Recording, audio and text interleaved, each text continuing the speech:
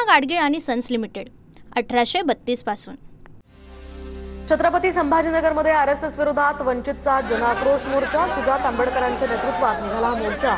शहरात join RSS नावाच्या मोहिमेवरून वाद वाढला। आरएसएस कार्यालयाबाहेर पोलीस बंदोबस्त।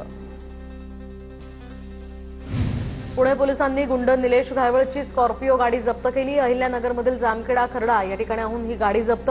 गुंड निलेश घायवळवर पोलिसांची कारवाई सुरूच। जयंत पाटलांच्या कारखान्याचं नाव रात्री अज्ञातानं बदललं। राजाराम बापू कारखान्याचं नाव बदलून राजे विजय डफळे असं नाव लिहिलं। कारखान्याचं नाव अज्ञातानं बदलल्यामुळे सांगलीच्या जत तालुक्यात खळबळ। राजाराम बापू कारखान्याच्या प्रवेशद्वारावर लावलेली पाटी आता हटवली। दरम्यान घटनास्थळाची जत पोलिसांकडून पाहणी। आमदार गोपीचंद पडळकर विरुद्ध जयंत पाटील असा हा संघर्ष आणखी वाढणार।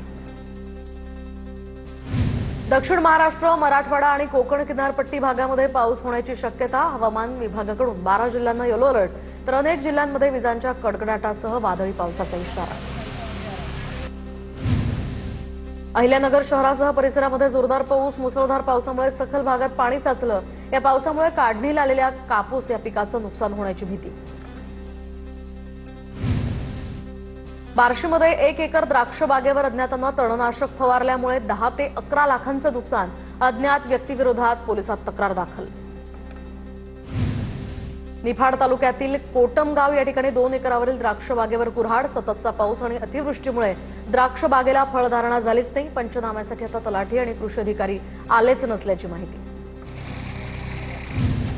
लासलगाव बाजार समितीमध्ये दिवाळीनंतर कांद्यांचे लिलाव पूर्ववत सुरू। कांद्याला 1000 ते 1400 रुपये प्रति क्विंटलचा दर। शेतकऱ्यांचा खर्चही यातनं निघेना।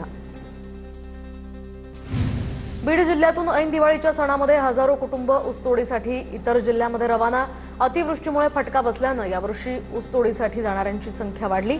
कित्येक घरांमध्ये यंदा दिवाळी साजरीच न झाल्याचं चित्र। सोलापुरात अतिवृष्टीमुळे मोठ्या प्रमाणात नुकसान। मदतीसाठी 106 कोटींचा प्रस्ताव पाठवला। शेतकऱ्यांच्या खात्यावर रक्कम जमा होण्यासही सुरुवात। अक्कलकोटचे आमदार सचिन कल्याण शेट्टींची माहिती। अतिवृष्टीची शेतकऱ्यांना मदत मिळत नसल्याचा विरोधकांचा खोटा आरोप, तर मेघना बोर्डीकरांनी शेतकऱ्यांना आलेले मेसेज दाखवले।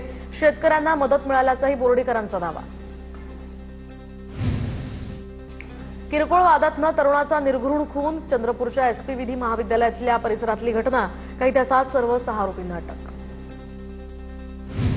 पिंपरी चिंचवडमध्ये पत्नीकडूनच पतीची गळा दाबून हत्या। पतीसोबत झालेल्या वादानंतर पत्नीनं ओढणीनं पतीचा गळा दाबला। पती सामाजिक कार्यकर्ता होता, तर पत्नी पालिका लढण्यास इच्छुक होती। पती चारित्र्यावर संशय घेत असल्याचा पत्नीचा आरोप। जळगावमध्ये गाण्यांच्या कार्यक्रमामध्ये तरुणानं नोटा उधळल्या। नोटा उधळणाऱ्या तरुणाच्या कमरेला बंदूक। नोटांची उधळण करणाऱ्या तरुणावर गुन्हा दाखल। पोलीस मुख्यालयातील सभागृहामध्ये या कार्यक्रमाचं आयोजन करण्यात आलं होतं। बुलढाण्यामध्ये ब्रेक फेल झाल्यानं कारचा अपघात। कार कठडे तोडून 20 फूट खोल नाल्यात कोसळली। मोताळा ITI कॉलेज जवळची घटना। कारमधील 5 जणांवर बुलढाण्यात उपचार सुरू। पुणे सोलापूर महामार्गावरील कुरकुंभ या गावाजवळ दुचाकीवरील दोघांना कंटेनरनं चिरडलं। भोलाई देवीच्या दर्शनासाठी जात असताना दुर्घटना। तरुणांच्या मृत्यूनं कुरडू गावावर शोककळा पसरली। बुलढाण्याच्या निंभोरा बुद्रुकमध्ये मित्रांसोबत धरणामध्ये पोहायला गेलेल्या तरुणाचा मृत्यू। तब्बल 27 तासांनंतर हा मृतदेह मिळाला। दरम्यान निंभोरा बुद्रुक या गावावर ऐन दिवाळीमध्ये पसरली शोककळा। अमरावतीमधील मोर्शी कृषी कार्यालयामध्ये कर्मचाऱ्याचा मृतदेह आढळला। मृताच्या शरीरावर घाव असल्यामुळे हत्या केल्याचा संशय। मोर्शी पोलिसांकडून अधिकचा तपास सुरू। वैद्यकीय अधिकारी उपलब्ध नसल्यामुळे प्रसूती दरम्यान बालकाचा मृत्यू। पालघर जिल्ह्यातल्या मोखाड्यामध्ये संतापजनक घटना। मोखाडा ग्रामीण रुग्णालयामध्ये गरोदर महिलेला बुधवारी दाखल केलं होतं। दोडामार्ग तालुक्यामध्ये जंगली हत्तींमुळे दर दिवशी लाखोंचं नुकसान। शासकीय दरानुसार मिळणारी नुकसान भरपाई आता होणाऱ्या नुकसानीपेक्षा तुटपुंजीच। वाढीव नुकसान भरपाई मिळावी आणि शासकीय दर सुद्धा प्रतिपिकामागे वाढवण्याची शेतकऱ्यांची मागणी। जळगावच्या पाळधीमध्ये बेशुद्ध अवस्थेत पडलेल्या तरुणाला गुलाबराव पाटलांकडून मदत। गुलाबराव पाटलांनी डॉक्टरांशी संपर्क साधून वैद्यकीय मदत मिळवून दिली। मुंबई गोवा महामार्गावर 16 वर्षांमध्ये 20% वृक्ष लागवड। रत्नागिरी जिल्ह्यामध्ये 99,000 झाडांच्या लागवडीचं उद्दिष्ट। केवळ 9,000 रोपांची लागवड झाली आहे, तर 16 वर्षात जिल्ह्यामध्ये चौपदरीकरणाचं 85% काम पूर्ण। सिंधुदुर्ग जिल्ह्यातील समुद्रकिनारे पर्यटकांनी फुलले तर दिवाळीच्या सुट्ट्या असल्यामुळे पर्यटन स्थळ असलेल्या मालवण, देवबाग, तारकर्लीमध्ये पर्यटक दाखल. आणखी मोठ्या संख्येने पर्यटक दाखल होण्याची शक्यता. विजयदुर्ग किल्ल्यावर गडपूजन आणि दीपोत्सव सोहळा मोठ्या उत्साहात साजरा. लखलखत्या मशालीच्या उजेडात भवानी माता मंदिरापर्यंत ढोल ताशांच्या गजरात भव्य मिरवणूक काढण्यात आली. दिवाळीच्या सुट्ट्यांमुळे नाशिकमधील पर्यटन स्थळं आणि धार्मिक स्थळांवर गर्दी. नाशिकच्या रामकुंडावर देखील पर्यटकांची आणि भाविकांची मोठी गर्दी.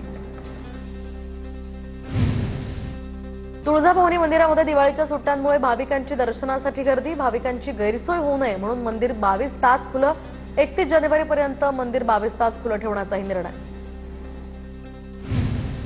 शिर्डीमध्ये साई दर्शनासाठी भाविकांची अलोट गर्दी. दीपावली आणि पाडव्यानंतर भाविकांच्या गर्दीत वाढ.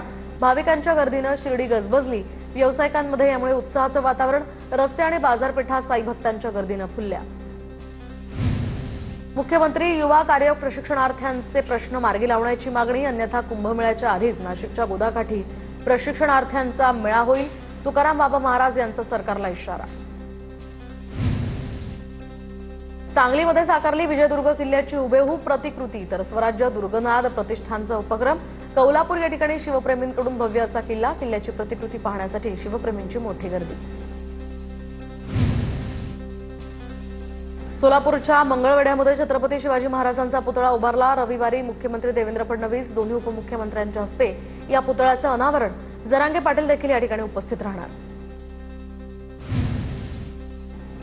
जरांगे पाटलांच्या समर्थकांनी वाडी वस्ती तांड्यासह वृद्धाश्रमात दिवाळी साजरी केली आहे. तर गंगाधर काळकुटेंकडून बीडच्या पालीमध्ये इन्फंट इंडियासह दिवाळी साजरी करण्यात आली. हजारो शेतकऱ्यांना दिवाळीमध्ये किराणा किटचं वाटप. नागपुरात दिवाळीनिमित्त किल्ले बनवण्याची परंपरा आजही कायम. काल्पनिक प्रकारातील सक्षमगड हा किल्ला साकारला. मेट्रो, पवनचक्की, अत्याधुनिक रस्ते, शेती, मोबाईल टॉवर या किल्ल्यांमध्ये साकारण्यात आले. जळगावच्या सराफा बाजारात सोनं चांदीच्या दरात मोठी घसरण. सोन्याच्या दरात 1,000ची तर चांदीच्या दरात तब्बल 6,000ची घसरण. 10 दिवसांपासून सोनं आणि चांदीच्या दरात चढउतार सुरू. आदिशक्ती मुक्ताईला भाऊबीजेनिमित्त आपे गावातनं साडी भेट. ज्ञानेश्वर आपेगावकर हे महाराज यांनी मुक्ताईनगर इथल्या मंदिरामध्ये संत मुक्ताईचा अभिषेक केला. परंपरेनुसार भाऊबीजेला पाठवण्यात येते साडी. जळगावच्या मुक्ताईनगरमध्ये कुऱ्हा कोकाडा या परिसरातील तलाव 100% भरला. तर सिंचनाचा प्रश्न मिटल्यामुळे आता नागरिक आणि शेतकऱ्यांमध्ये समाधान. गतवर्षीच्या तुलनेमध्ये यंदा मोठ्या प्रमाणात पाऊस. बुलढाणा पंचायत समितीच्या माजी सभापतींसह ठाकरेंची शिवसेना यांच्या कार्यकर्त्यांचा शिंदेंच्या सेनेत प्रवेश. तर आगामी निवडणुकीच्या तोंडावर जिल्ह्यामध्ये राजकीय हालचालींना सध्या वेग.